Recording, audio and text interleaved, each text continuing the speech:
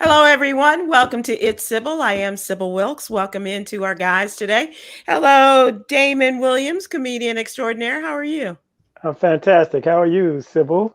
Good, thanks. Cameron, how you doing? Hello, Sybil. Hello, Damon. How are you all doing? Doing Good. great. What's up, Cal?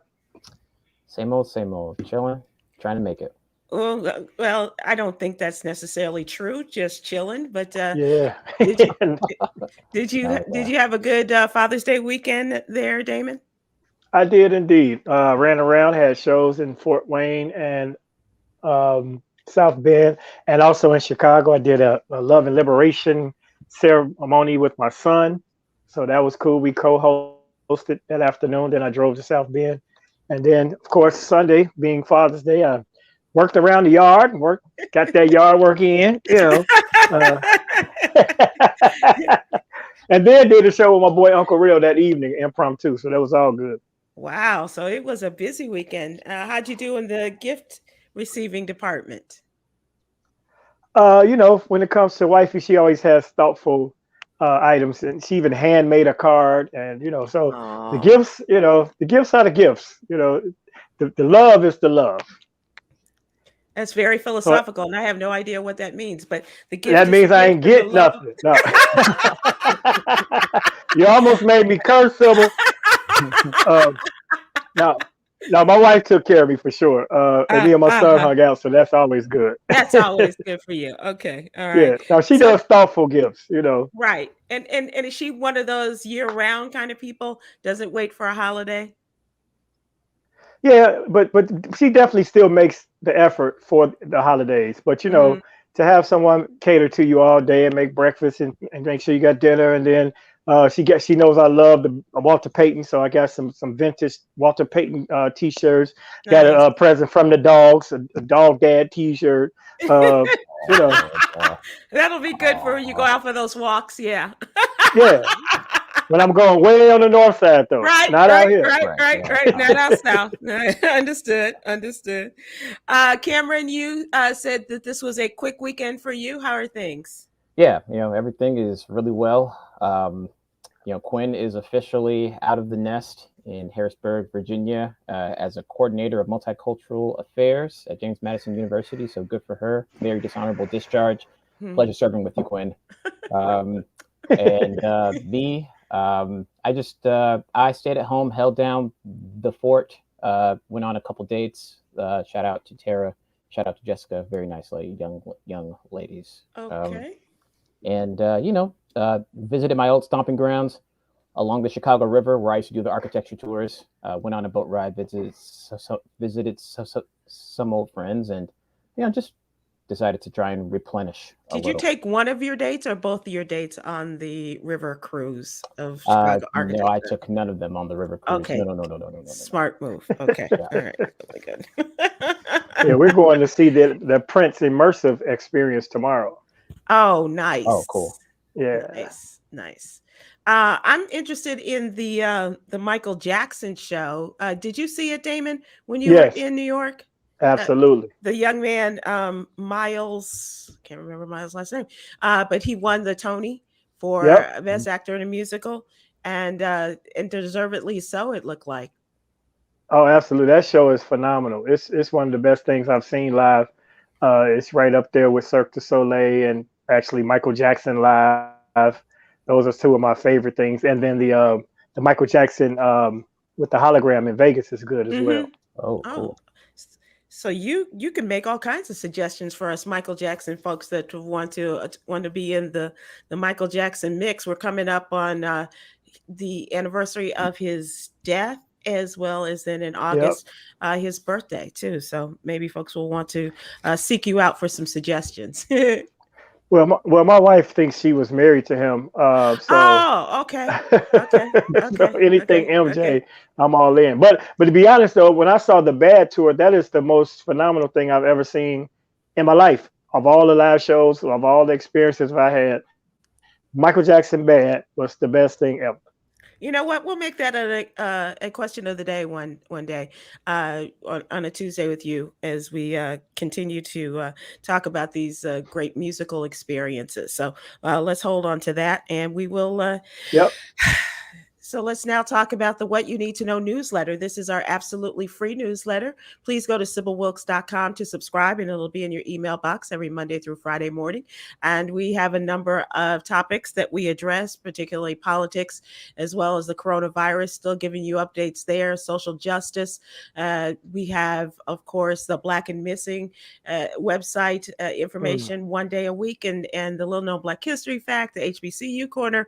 We give you jewels of inspiration to take with you every day. So we really do encourage you, ask you nicely to join us. And as I mentioned, and if I didn't mention it, I will say it again, it's absolutely free. All Free right. 99. Free 99, exactly. So Khameron, let's talk about the Biden administration. They're playing offense in advance of the midterm elections, and they're sending out press information about their accomplishments. But when it comes to Black folks and what the Biden administration is doing, you're saying not so much. Yeah, I encourage everybody to read this. I also posted an analysis on my Facebook page, and my Instagram page. The White House released like a fact sheet detailing all of the things that they've done for Black people, touting themselves as the most racially equitable administration since George Washington said, "I cannot tell a lie." And that's a big deal. This is very serious stuff. And so when voting time comes around and you're talking with, I don't know, Uncle Cornell, the leftist, who says, Biden done for Black people, Biden done for Black people, you can show him this. Hold on to that impersonation. Okay. Well, you can show him this list, which is, I mean, well, Sybil, think about it. When have we ever gotten an itemized list of everything an administration has done for Black Americans? Never. From any administration or from this one? From any. Well, no. So why are we expecting some? I'm not really quite sure what you're saying. What your point? Are you saying we should not expect it, or I'm saying that this is a monumental event, and that folks should read it and be in the know. So here's the thing, Khameron. I didn't get the sense that you really felt this way about it, and I'll say, and I think that that you were actually saying, it's a good start, but you really haven't done that much for Black people. That's the sense I got from your why you need to know. Yeah. So I think that, well, first I should say that the massive list of a bunch of new initiatives and new programs, and details a lot of the things done in the American Rescue Plan, which is related to like COVID and pandemic response. But I think it's too soon to call it. Okay. Like, do you remember like back in the day, Damon and Sybil, when a new movie would come out and they would say the #1 movie in America, but they just had it come out this weekend. I believe that Biden is the most racially equitable administration this weekend. And would we see any of this if not for the amount of social pressure, the amount of civic unrest, and the amount of unjustifiable Black death that we've been experiencing in the past 4 years? I don't think so. I think it's a timing thing. Go ahead, Damon. Well, I mean, however we achieve it, if it is achieved, then it's beneficial. But it's easy to pat yourself on the back and say I did this and I did that.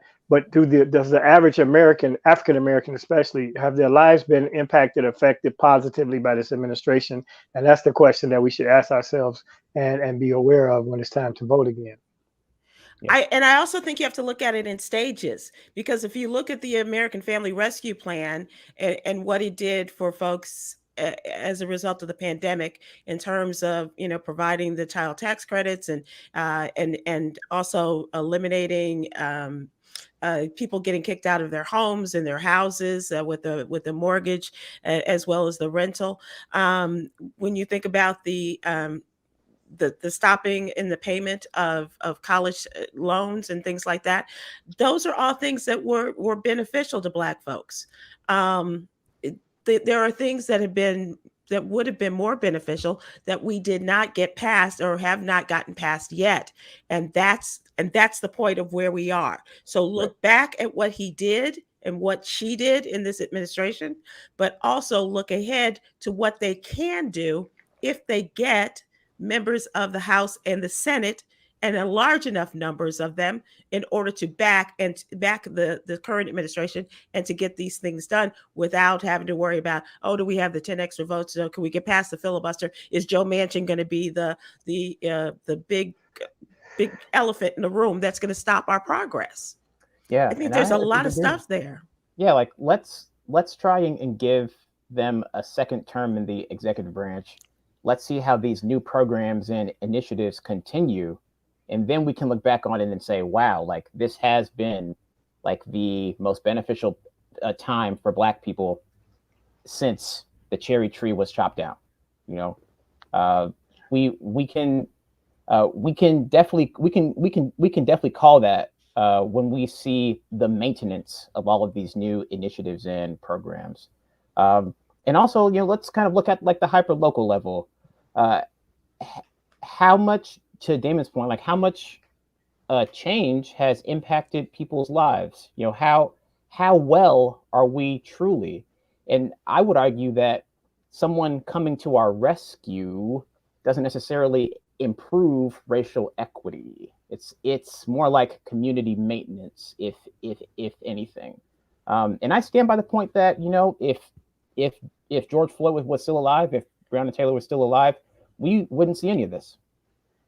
Some of the things that they are claiming victory over, and I think, I don't even think we're going to get to a second term if we don't get past this midterm. Yep. And I think that's where I go back to my soapbox and say how very important it is that we register to vote and that you vote in this midterm election. You guys have an opportunity in the state of Illinois to do that quite soon. Voting taking place as we speak in the District of Columbia, the state of Virginia, or the Commonwealth, as well as runoff elections in the states of Alabama and Georgia. And it is really necessary that we look at all of these elections and for the import that each one of these elections brings to us. If you look, I mean, and it might not be from at the top of the ballot. It might not be for governor. It might not be for Secretary of State, which is an important thing in the state of Georgia, as you know, based upon what happened in 2020 in the election.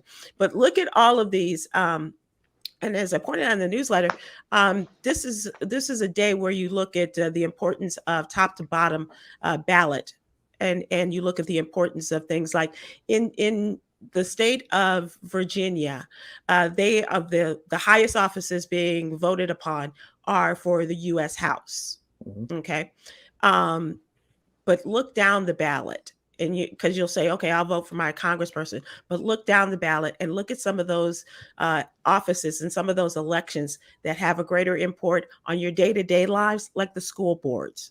We've been talking about how important it is that people get involved in the smallest of activities in your community, in your neighborhood, and certainly school boards and running for the school board or determining who is going to be on your school board is really important this day of critical race theory that they don't even teach in schools, that they're trying to get rid of, and talking about white replacement theory and things like that. And the conversations that are being had by teachers with the students regarding gender and sexuality, all of these things are really important. And that's why we need to encourage people to vote every time they have an opportunity, whether it's in Virginia talking about the school board, or whether you are going back for the runoffs in Georgia. And the craziest thing, you guys, is talking about a particular story in Georgia. There's a man who was very high in the Democratic Party in the state of Georgia. His name is Vernon Jones, and he was a state representative. He's been a commissioner, a county commissioner, if I'm not mistaken, a chairman. of the county commission.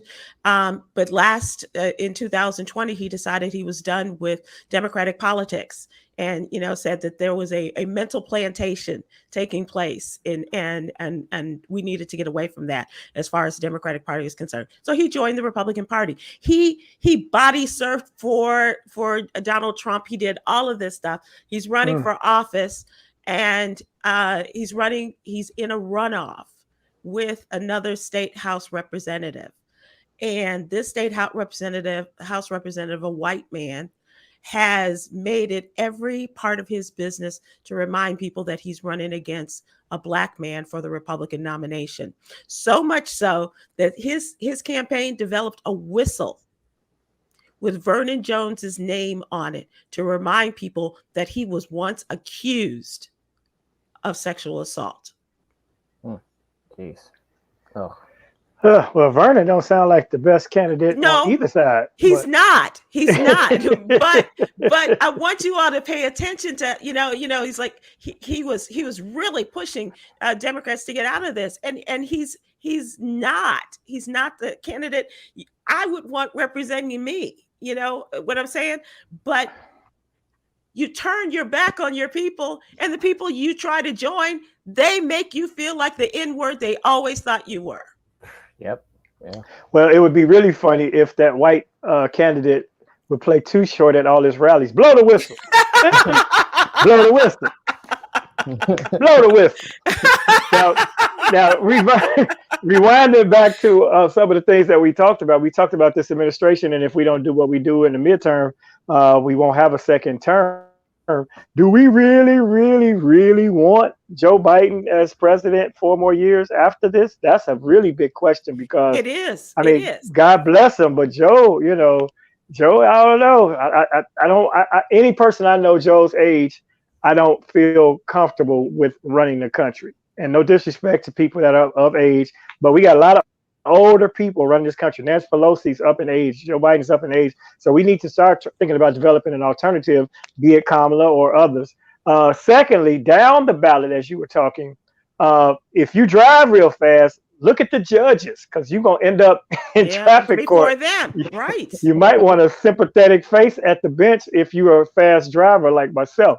So it's really important that we do, indeed. Yeah, and there are a lot of websites that make this super easy, like Ballot Ready and Ballotopedia, where you can like print out just like a cheat sheet, quote unquote, to like take into the polls with you. So you can, have all of your, judges checked off. Some of these like very white judges have like very black sounding names. And in the South, especially, yeah. Yep. You got to do your homework. You absolutely have to. One of the other things I wanted to mention, an interesting race to me, is in Alabama, 2 black women running for the Democratic nomination to run for governor. So however that comes out in that runoff election, a black woman is running for governor of the state of Alabama against an older white woman who probably, as Damon mentioned, probably needs to be replaced too. Her name is Kay Ivey. And you may have seen her and not paid any attention. But just the fact that a black woman is going to be running and a black man is going to be running for the U.S. Senate, a black woman is going to be running for governor in the state of Alabama. These are the races we need to know about. These are the people we need to be talking about. And yes, they are younger and bringing some young ideas, hopefully, and fresh blood to not only that particular state, but to the country as well, as we've seen that happen with younger people coming in. Off the top of my head, I think about Jasmine Crockett, who is in Texas and raised her visibility during the special legislative sessions in Texas, was a part of that group that left Texas, went to Washington, D.C. And as I said, her star has just risen, and now she's running for the position that was currently held by Eddie Bernice Johnson in the U.S. House, and will more than likely win that. It's just she didn't get the 50% of the vote during the primary. But these are, I think you're absolutely right, Damon. We have to think about new blood, but I also say that if it's not Joe Biden, then who is it going to be? And secondly, can they beat Donald Trump or Ron DeSantis? Mm-hmm. Well, let's hope Donald and Ron cancel each other out to an extent. Um, but you're absolutely correct. We need to see, that's the thinking that we should have right now. We should be developing the ground root support for the situation that we want to take place in 2024. We can't wait until, it's 2024 to do it. Right. And when it comes to those Alabama races, it's so funny when you say Alabama racist, sounds like you're saying Alabama racist. No T on those. Right. It's almost synonymous, but what a magnificent, and it's important for us, even if you're not in a state, to lend your support on social media to other candidates in other states, especially something like the Alabama race, where we raise the awareness and it becomes a social phenomenon. Then the people there will be pressured or inspired to vote because it's more about turnout than anything in most cases. Exactly. And if we can make it popular around the country to pour our love and support toward states that would need that push, even if we're not residents, I think it'd be helpful as well. All right. So let's talk about our question of the day. Let's ask what's really going on. As we begin summer, and yeah, we're here. I know the temperatures came before the actual date, but when you think of summertime, what are your favorite summer memories, or the one thing that immediately comes to mind when you think of summer? Is there a symbol of summer? Is there do you see an ice cream cone? Do you see a nice boat out on the water? Sorry, Damon. Do you see your family barbecues? What is that one thing that comes to mind when you think about summer? Or we would love to hear your summer memories as well. Please give us a shout here and let us know what your thoughts are regarding summer. And it might not even be your favorite. Summertime is my favorite, despite how god awful hot it can be. I still love summertime, and I think that's from growing up in Chicago, guys, because summer really is like a couple of days in July for the most part, and then we go back to the usual. So, anybody have any thoughts? Just to kick us off with a thought of summer, a favorite memory, or something that symbolizes summer for you? Cam? Leggings. Yep. They wear leggings year round, but I get it. Please elaborate, sir. Yeah, I'm going to have to ask you to elaborate with my fingers crossed that we don't have to push any buttons. But yeah, tell us why leggings mean so much to you in the summertime, Khameron. In the summertime, it's people debut their athletic wear, and me as an aesthetician of the immaculate anatomy of the female form glorifies that which is exemplified upon the streets of Chicago from sunup to sundown. So it's not booty shorts. It's leggings. Okay. Yes. That was the most articulate, creepy statement I've ever heard. I'm glad you said that. I thought maybe it was just me. I thought it was a little borderline. But there's nothing wrong with it, because the songs back in the 60s, I'm a girl watcher, and then in the 70s, I like the girls. Men, we love to observe the female form, but he just said it so eloquently that they don't even realize he said he's looking for camel toe. But look, all right, so I'm gonna pull it on in. I'm gonna pull it back a little bit. And being in Chicago, and my fondest thing about summertime and knowing summer is here and coming is our magnificent lakefront. Mm-hmm. At any point from Rainbow Beach all the way up to Evanston, if you're a Chicago and that corridor it's amazing. It's like living on the ocean. You see people running, jogging, biking. You see shorts. You see leggings. You see families. You see tourists. So just to be down like in the city and hit the skyline and hit the lakeshore, that's what summer means for me. And I always get more nostalgic about it as we get later in the season. So you look up in September, still nice, but you're like, man, we only got so many days left. And that's when I said this year, I'm not going to take it for granted and wait until the end of the year. So now I've already been active. I've been out on the bike and doing stuff like that because it's fleeting in Chicago. Yeah, it really But it's is. here. It's It's 98 degrees today. Right. And tomorrow could be 8, but it's here. Chicago is so crazy with its weather. I Then they mean, got to wear Uggs with their leggings. right. And then they take away the pretty feet. So unless you're not a foot guy, I don't know. But I'm learning more and more about, okay, not a foot guy. Okay.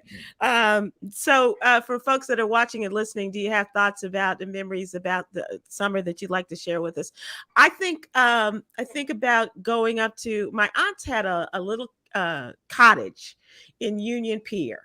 And so they would take us up there, and it really was like a little cottage, like 2 bedrooms, 1 bath, or maybe it was just even 1 bedroom. I don't even remember fully, but I just remember my cousins, and us sleeping on the floors and stuff like that. But my dad took us one time, my girlfriends and I, to the beach, and I had just gotten, and it was right around August. I just gotten one of the latest Barbie dolls for my birthday. So my friends wanted to go in the water, and I had my doll, and I was like, I can't leave my doll, and my friends. So I buried my doll in the water, in the sand. And when I came back out of the water, we couldn't find her. Somewhere today, I hope someone has found this Barbie doll, and it just didn't end up with the fishes. But it was just always summertime activities like that, or having a line drive go into my eye from Christina Babakitis when I was pitching in softball, and that's another fun summertime activity. Almost breaking my wrist because my other friend, I was always catcher, and my friend Maggie Urick threw her a bat. And thank God for my watch, because it shattered the watch, and it would have shattered my wrist. So it's all these summertime activities and things, that I remember engaging in that just really meant summer. And like you said, Damon, even as a kid, I realized that the summer days were not going to be with us for a very long time, and we had to kind of get out there in it. Well, hey, that's based on your memories. You wasn't going to be with us much longer. Thank God.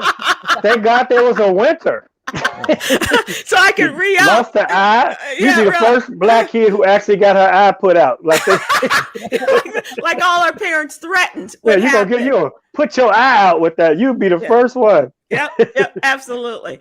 And you know what, Damon? I have not broken a bone. Me either. I have not broken a bone. Yeah, exactly. Yeah. But just crazy activities. I'm surprised I wasn't like old Joe Biden and falling off a bike or something. I was just about to mention that. That's what happened back in the day. Everybody got hit by a car.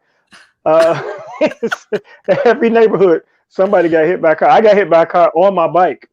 Oh, wow. Yeah, comedian B. Cole had a joke like, these kids, they don't have no memories. They don't even get hit by cars no more. They don't go outside to get hit by. Only thing they get hit by is a Nintendo stick or something. It's just exactly. Like they don't know. YouTube ads. C. Walker on Facebook said, my granddad making hand-cranked ice cream. Oh, and if we were good, we could lick the paddle. My grandmother and strawberry ice cream. Yep. Yeah, I made handmade ice cream before. Yep. That's a great one. Thank you. My wife just got a creamy. She's making ice cream around here now. So, Damon, I'm going to do Keisha, and then I'm going to ask you. Keisha on Facebook, what does that say, Yolanda? The older I get, the more I cannot stand the heat of summertime. Are you having those summers, private summers? And that's why, Keisha, because I know people who are having that too. I really do. Damon, I wanted to ask you about what it was your wife was making, because I don't know if you guys were having a little pre event going on between the two of you, or if this was a real cooking session. No, so it was a series of videos on her Instagram. It's on my page, 2 of the 3. She did an unboxing of her new creamy ice cream maker. So this creamy method is something where you could use fresh fruits and such and make ice cream or sorbet or shakes, or and so she unveiled that, and then she had 2 samples. One was strawberry ice cream, the other one was peach sorbet. But the peach sorbet was spiked with peach wine, which did lead to some yard work. Bada bing, bada boom. As as they like to say in the business. Yes. Well, I will say that it almost made cooking look appetizing. I'm not Almost. sure. Yeah, and it's not even cooking. So this, ladies or gentlemen, get this device. She got all the gadgets, but it's you put the ingredients in the freezer overnight. You throw them in the machine and let the machine do the work, and it does different textures and, like I said, shakes and everything. So it's a pretty cool device. I think it's called the Creamy. It might be by Ninja, but what do I know? Okay. Yeah. Yeah. Well, that is quite the name. Cam is on a roll today. Cameron, if I didn't know that you had 2 dates this past weekend, Joylyn Wright on Facebook says beaches and bikinis. All right. And leggings. Don't forget the leggings, Joylyn. Yeah. And do you have a favorite beach? Damon, you talked about the whole lake shore in Chicago. Do you have a favorite beach there, Khameron, either here or elsewhere? Yeah. Usually in Chicago, I hang around like that stretch between like 40th to 35th Street. Super low key enough, no kids, no miscreants. You know, it's just straight access to the water, and you get like an unobstructed view of the skyline and the fireworks. Yeah. Yeah, you better make a U-turn at 35th, because if you get to 31st, forget about it. That's Soul Beach. And okay. And it's no problem with us being out and our families and kids having fun, but sometimes it gets kind of rambunctious. There's a spot right there, like around 47th and Lakeshore Drive, maybe 43rd-ish. Nice little spot where you can see the skyline. I ran across that in the early fall last year. But I also go way north, like the Recreational Drive exit. It's not a beach, but it's a huge green space, and then you can go over to the lakefront and sit on the rocks and be by the water or be on the grass. It's dope. That's where I was last year when I was like, okay, I'm on my bike. Right. Oh, okay. And stopped and did the show, and then you then you drove away. Before it got dark, as I remember. Yeah. Jackie Welch on YouTube says going to Cedar Point, Boblo Island, and Edgewater Park. I can't do roller coasters anymore. I just can't. I haven't been on a roller coaster since '88. Yeah, I just get crazy motion sickness now. Everybody is saying that. And a lot of adults are saying, now I just had a discussion the other day. Somebody said they never liked roller coasters, and even as a kid. And I was like, but that didn't, just going to the park and just wanting to try one. You didn't even just do the little kiddie rollers or nothing. People and as we get older, people are saying no, I definitely don't want to do it. Because it's your mortality comes at the hand, because you're looking at this thing and one false move, like on Great America on that old wooden eagle, and you shake it around. Yeah, you out of here. And I fly enough. That's my roller coasters right now. Take off and landing. Woo! That's a scary thing. And then you stuck up there. Like Ari Lennox, I believe it was, just said that she's no longer going to do shows that require her to fly because she has such anxiety about flying. So heights and, thrill seeking. And the older you get, the more you kind of value your life. Yeah. And we also have those stories, as horrific as it is, this one Black teenager who was too big for the ride and subsequently was thrown from the ride, and his parents are now going through it. And it's, those are things that you think about. When you're a kid, you don't think about the danger. You don't think about, all of that. But because that's the fun of summer, and just letting it, everything else just kind of fall by the wayside. But it is. The first part happened to me. I was too big for the roller coaster. And so I was the one holding it up, and they were trying to put down the harness. And I was, looking to my left, looking to my right. And then, I had to take the walk of shame. And, oh no. Yeah. That's when I decided to drop the 50 pounds though. That was that was your moment. Yep. So you telling me 50 pounds from where you are now was too big for a roller coaster?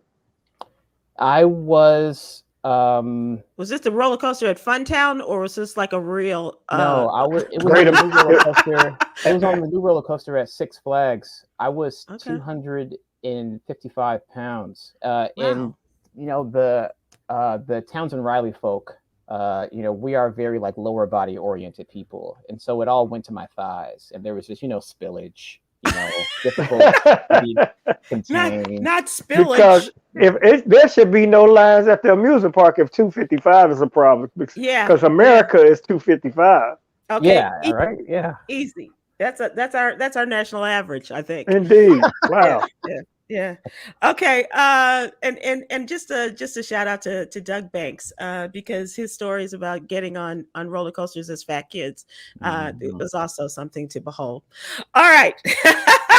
Let's move to trending topics. Doug wasn't fat. Doug said he was husky. Yeah.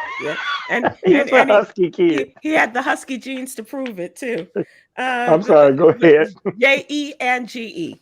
All right, so let's talk about what's going on in the latest news topics. And this just happened in our trending topics. Bill Cosby has been found liable of sexually assaulting a 16-year-old girl back in 1975. This was a civil suit filed by Judy Huth against the comedian Huth. She claimed that he sexually assaulted her at the Playboy Mansion in 1975 when she was 17. But what was she doing there? She says she was 16 and she and a 17-year-old friend met Cosby on a film set in a park. She claimed Cosby invited them to accompany him to the Playboy Mansion a few days later. And she testified that Cosby was alone with her in a bedroom at the mansion. He attempted to put his hand down her pants. She said she lied to Cosby about being on her period in order to get him to stop. But she says that Cosby exposed himself, forced her hand on his erect person, and used it until he was able to climax. He was obviously not at the trial, but he has been ordered to pay $500,000 in this civil trial. And he could have just went to a massage party and got a happy ending for like $12 in 76. yeah, but even those cases now are coming back to haunt Deshaun Watson. So I'm not talking about the involuntary one. Me Love You Long Time was around in 76. Okay, all right. I that's all unfortunate. It's sad that young lady was exposed to that circumstance. It's sad that young lady was available for that circumstance. I don't know who her parents are, but even in the 70s, your 16-year-old should not have been able to make their way into the Playboy Mansion. And I'm not victim shaming. So it's all bad. That's all bad. Yeah. Absolutely terrible. And Cosby is still free. As you know, he was released from the Pennsylvania State Prison. And so he is probably just getting the results of this as we speak from his team. But I'm not sure how this is going to all play out. But she has been awarded $500,000. Well, I'm glad she got her money, but there's no way that should have happened because I would have put a kung fu grip and he would have had Indian burns if I didn't want boy. Oh, you want Indian burns, not the. Oh my god! Oh my god! Oh, you want this hand? Here you go. Yeah. He was like, lady, never mind. I got it from here. I'm gonna get me a pudding pop.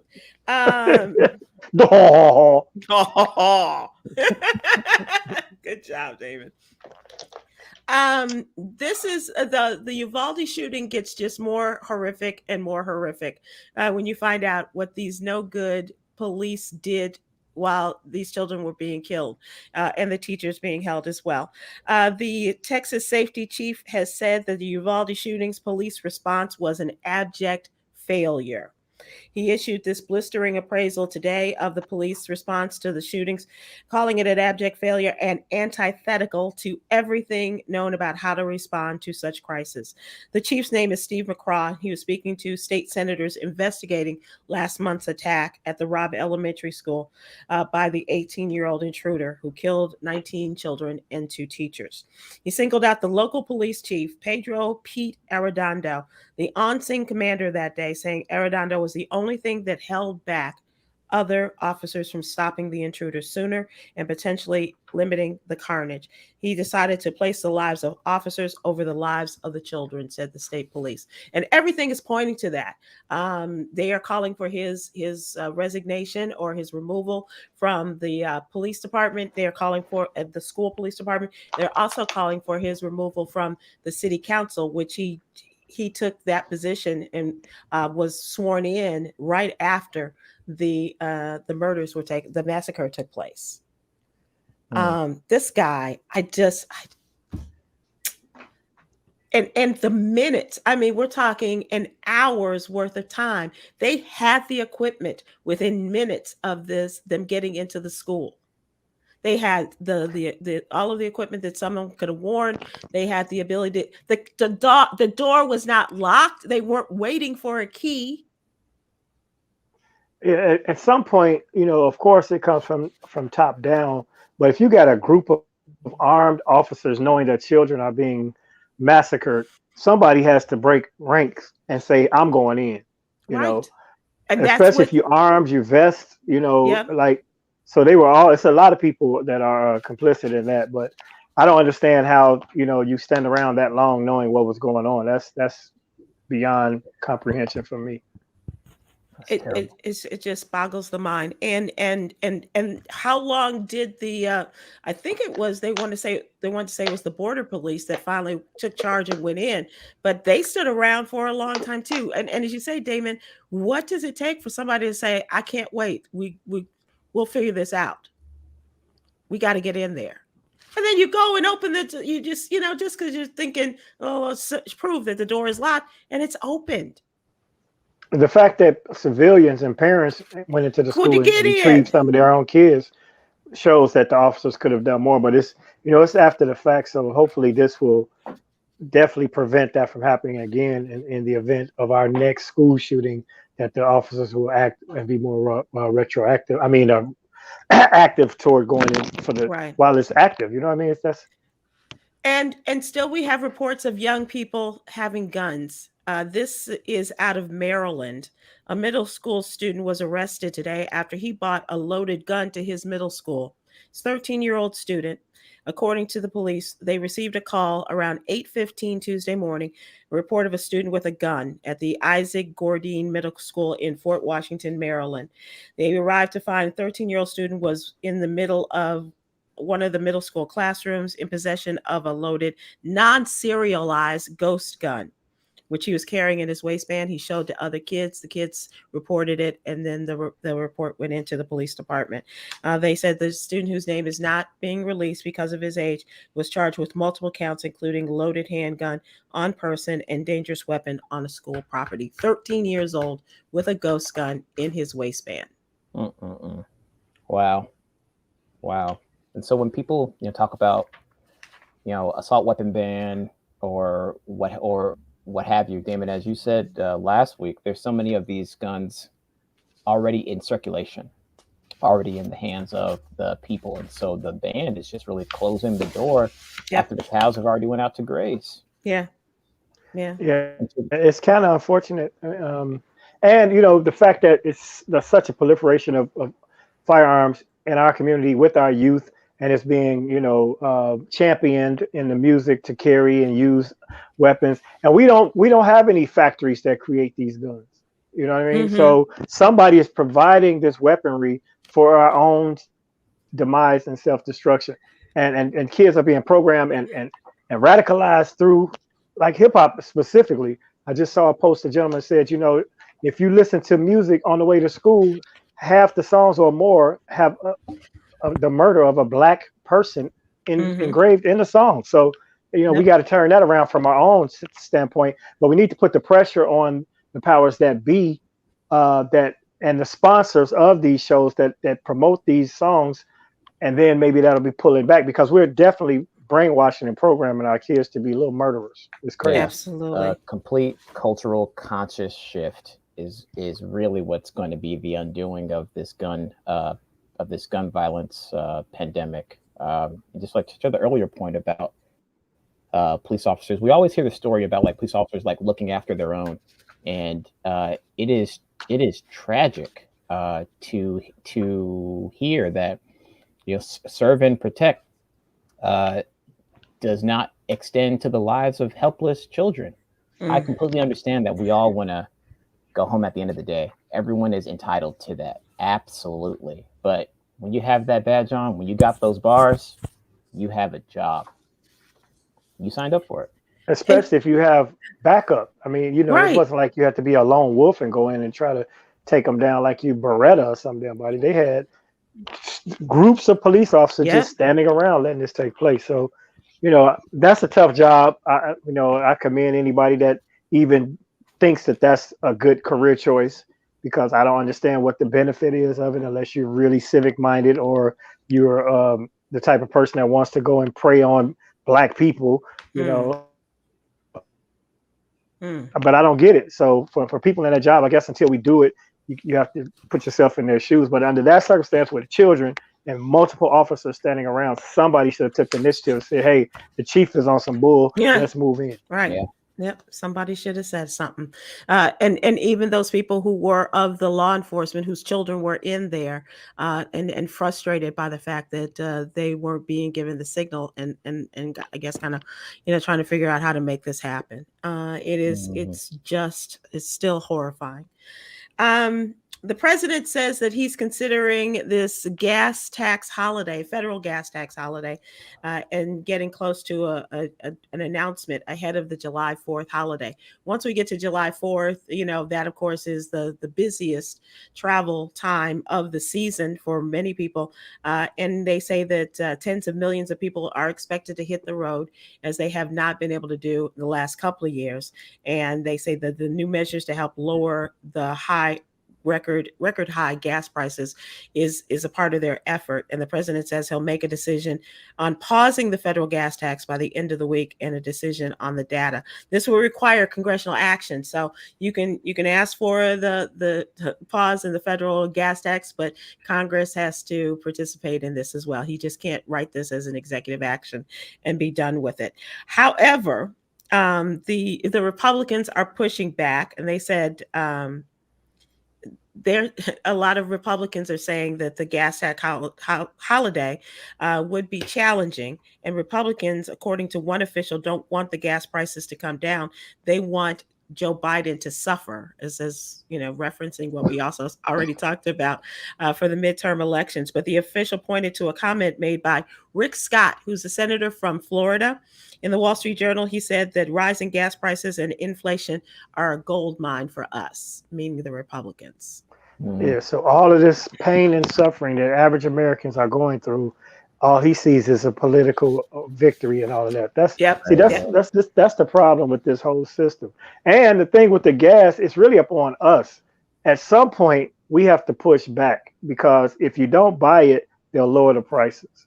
And for the fact that I'm still in rush hour traffic and traffic jams with $6 gas is mind-boggling. You would think there would be a lot less people out there, but they're not. People are still doing it. We're figuring it out. But I think it needs to be some type of national pushback where we just say this is enough, and the price will drop. It's just that simple. Everybody gas up on a Sunday and get all the gas you need for that week, and don't buy gas limit your trips or stay home if you can, and let them see the decrease in demand, and the price will come down. And Damon, I agree with you. I think that, we should be making a concentrated effort, Khameron, not to drive the way that we have been.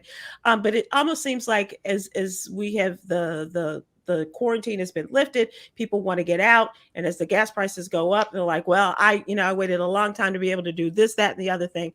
And I'm going to bite the bullet and give up something else in order to buy gas. I agree. I think if we could push back on the gas hogs, and those are the oil executives, then you might make a dent in all of this. Yeah, well, the fact that we've set No, please go ahead.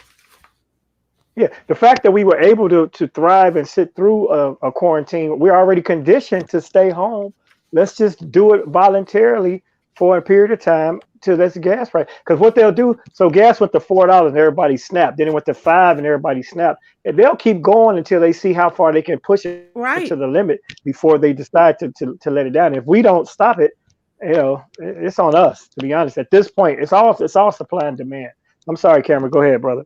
Oh, no, I was just going to say that folks at Exxon and BP have already written their like quarterly bonuses off of all of this. These people don't care. I agree with Damon. It's, don't believe the narrative that it's, one sole, old person in the White House's fault. If gas prices will absolutely plummet, the gas prices will absolutely plummet if we just don't drive. Do not underestimate the power of like sweeping international direct action. I mean, come on, Boston Tea Party. Same difference. It's that simple. Yep, it's that simple. I mean, and I know, but we're too selfish. We're too selfish. I think that we are too selfish as people and not willing to make that sacrifice in order to bring this down and to make some sort of statement against the oil companies. All right, guys, it's time for us to move to entertainment. And this is just a little bit of entertainment that is available. One of the things is that Dave Chappelle has changed his mind again. Dave Chappelle recently said that he was good with his alma mater, his high school, changing the name of its theater to name it after him. This is a story we gave in a previous episode of It's Sybil. Now, a day later, Dave Chappelle has revealed that he's decided against having the theater named in his honor after plans for him to become the venue's eponym was originally put into place. He made his opinion on the matter public last night while he was visiting Washington, D.C. for a dedication ceremony at the Duke Ellington School of Arts, his alma mater. He says he believed the criticisms against him were not productive. He stated he didn't want his name to be on the theater if that would distract students.